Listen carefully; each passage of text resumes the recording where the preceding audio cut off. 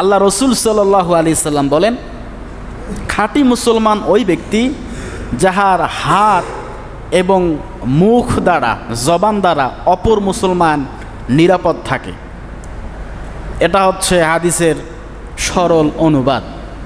খাঁটি মুসলমান কোন ব্যক্তি? যার হাত এবং মুখ দ্বারা অপর মুসলমান নিরাপদ থাকে, আঘাত না পায়, কষ্ট না পায়, সেই ব্যক্তিকে আল্লাহ রসুল বলছেন সে খাঁটি মুসলমান, এর অন্তর্ভুক্ত। এবার আসেন দেখি খাঁটি মুসলমানের লিস্টে আমরা কারা কারা পড়ি, একটু কোরআন এবং হাদিসের সাথে মিল রেখে দেখার দরকার আছে না নেই? বলেন, আছে। আমরা অনেকেই জবান দিয়ে এমন কথা মানুষকে বলে ফেলি যে কথাটা বলার আমাদের উচিত নয়, যে অপবাদ, যে তহমত আমরা এই ভাইকে দিচ্ছিলাম, যে ভাইকে দিলাম সে ভাই এটার প্রাপ্ত নয়। এরকম হয় না? অনেক সময় একটা মানুষকে চোর বলে আমরা আখ্যায়িত করলাম, কিন্তু আসলেই সে চোর নয়।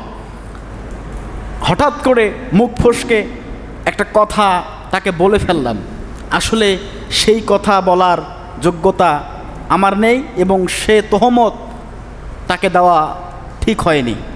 তাহলে কি হবে? আমার জবান দ্বারা অপর মুসলমানকে আমি কষ্ট দিয়ে ফেললাম।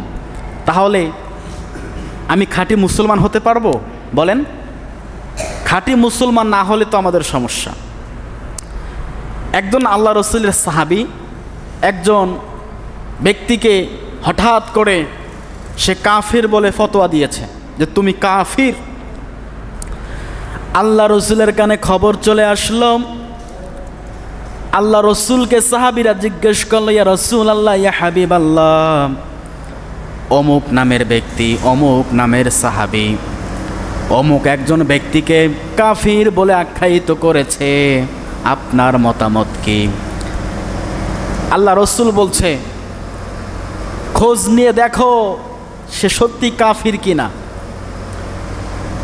আল্লাহ রসুল বললেন, যদি সত্যি ওই ব্যক্তি কাফির হয়ে থাকে তাহলে তো কোনো কথা নেই, আর যদি কাফির না হয় তাহলে এর বিপরীত হবে, যে বলেছে কাফির সে নিজেই কাফির হয়ে যাবে।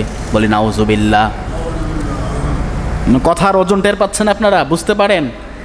আমি অপর এক ব্যক্তিকে কাফির বললাম, অথচ সে কাফির নয়, সে মুশরিক নয়, সে মুনাফিক নয়। তাহলে আমি যে বলে ফেললাম এটার কি হবে? এর বিপরীতটা আমার গায়ে এসে লাগবে। সে ঠিক, আমি মুনাফিক হয়ে গেলাম, আমি কাফির হয়ে গেলাম, আমি বেঈমান হয়ে গেলাম। তো কথা বলার সময় হিসাব কিতাব করে কথা বলা দরকার আছে না নাই? একটু সেন্সিটিভলি কথা বলতে হবে।